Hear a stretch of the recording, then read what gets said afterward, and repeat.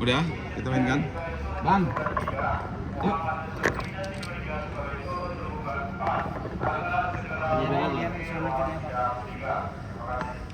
Pak, izin Pak, terkait sidang tadi Pak, seperti apa Pak? Jadi dari fakta yang terungkap di persidangan banyak sekali kejanggalan yang nampak ya. Jadi kalau saya dianiaya di rumah saya, ada CCTV di rumah saya, maka rekaman tersebut tentu akan saya tunjukin semuanya, ya kan? Tapi faktanya rekaman yang kita harapkan tadi itu adalah mengenai peristiwa tersebut ternyata tidak ada satupun rekaman yang menunjukkan, memberitahukan, menyatakan bahwa saya melakukan penganiayaan terhadap si Roland. Nah itu. Nah berikutnya lagi CCTV yang dihadirkan hari ini itu sudah CCTV yang menurut saya sudah direkayasa. Karena apa? Selain dipilih dan sudah direkayasa. Karena apa? Kita rata-rata kan sudah punya, pasti punya lah CCTV kan rata-rata. Jadi kita bisa melihat yang direkam tadi itu adalah tangkapan layar handphone, bukan rekaman langsung dari CCTV. Ya gitu dia. Nah, iya. Nah berikutnya lagi dari rekaman tadi itu yang menunjukkan bahwa si Roland itu dia menghadirkan CCTV loh. Dia menghadirkan rekaman itu. Rekaman yang dihadirkan dia itu menunjukkan betapa dia emosi gitu, emosinya meluap gitu.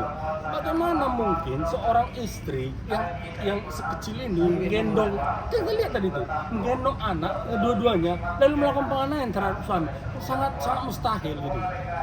Secara logika orang yang meluap-luap itulah yang akan melakukan penganiayaan itu kalau dari yang kita pahami ya kan dalam hal emosi, psikologinya. Nah kemudian lagi apa tadi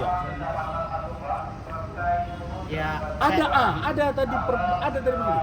Dia selalu keberatan ketika kita buka BAP yang lain yang mana BAP itu adalah satu kaitan, satu peristiwa yang sama ya, dalam hukum dibilang lokus dan temposnya sama, serupa, maka harusnya ya dia tidak keberatan dong. Masa ketika dia menjadi korban dia katakan ya saya dianiaya, lalu kemudian ketika dia sebagai tersangka dinyatakan tidak ada terjadi pertengkaran, tidak ada terjadi penganiayaan. Itu ada dalam BAP-nya. Tapi dia yang pala produk pengadilan yang sama. Nah, produk pengadilan yang sama gitu. Itu jadi dari situ bisalah masyarakat menilai bagaimana sebenarnya si Roland ini. Pak, tadi Pak agak ini dia emosional sepertinya Pak. Apa gimana menurut Bapak?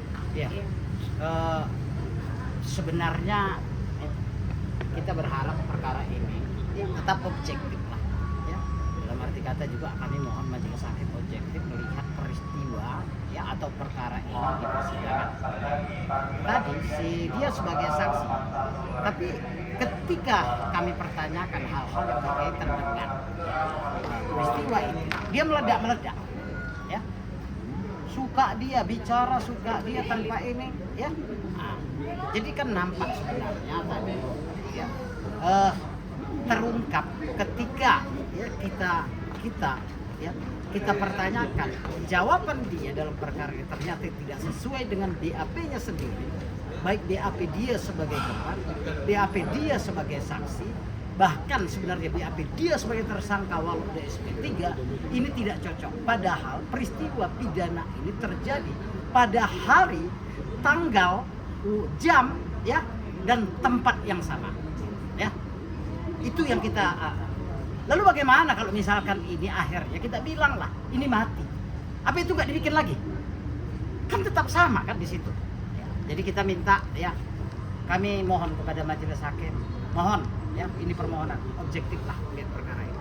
Ini barangkali Pak ya, mengenai keterangan Ibu Senti tadi, ada satu rekaman CCTV berdurasi 5 menit 55 detik Iya. yang tidak disertakan di persidangan. Itu gimana ceritanya?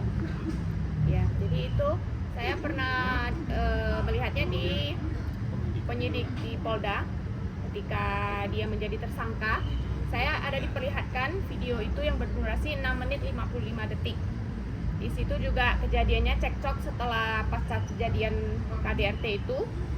Hanya berantem mulut saja, dan di akhir video itu ada kakak saya berusaha masuk kan di situ di ruang dapur itu ada pintu ya. Ketika dimasuk, si Roland yang berdiri di situ langsung membanting pintu itu dan mengusir kakak saya. Dan akibat bantingan pintu itu, kakak saya mengalami memar di lututnya, tangannya juga kejepit, ya.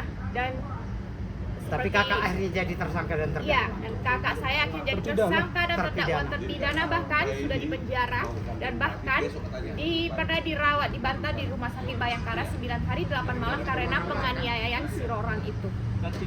Dan itu tidak dihadirkan di persidangan. Berarti kesimpulannya dia memilih-milih CCTV rekaman yang harus dia sediakan, yang harus dia sajikan. Dimana yang merugikan dia hapus, yang menguntungkan dia tampilkan dengan mengatakan diedit. Iya, diedit. Dan itu kan edit. Bahkan kata dia yang begitu besar, setiap hari kejadian, setiap hari sifat saya seperti itu, membanting barang, marah-marah, taruh barang di rumah dia masih aman. Dia sangat ngomong itu sangat hiperbola yang menunjukkan di mana saya itu kayak monster gitu lah. Tapi kenyataannya tidak ada kelihatan menyiksa dia atau menganiaya dia. Ya. Sekali lagi Pusat deh. Barangkali dengan persidangan yang kedua ini apa harapan ke majelis? Harapan ke majelis dimohon untuk kooperatif lah. Bukan kooperatif, ulang dong. Bukan kooperatif. Bukan kooperatif tuh. Di akhir Objektif. Objektif. Objektif. Objektif. Bukan kooperatif. Objektif. Ya, oke. Harapan kepada majelis hakim kira-kira apa Pusat? Dimohonkan untuk objektif dan di sini saya benar-benar pure yang korban. Saya tidak menganiaya mantan suami saya sedikit pun. Jadi saya juga mohon agar saya bisa bebas murni dan nama baik saya bisa dikembalikan, dipulihkan.